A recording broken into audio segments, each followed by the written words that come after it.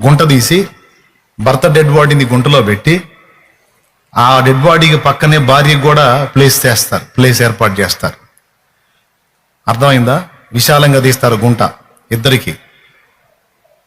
చనిపోయిన భర్తని, బతికున్న భార్యని భర్త పక్కన ఆ గుంటలో పడుకోబెడతారు. ఆమెను కూడా, చనిపోయిన అతన్ని బతికున్న ఇద్దరిని కలిపి పూడ్చి చేస్తారు.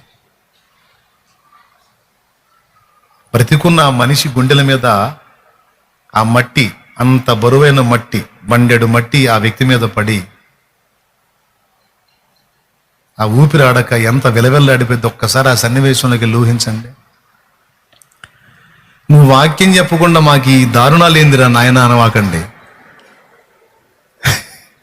చెబుతున్నా, అట్లా ప్యాక్ చేస్తారు.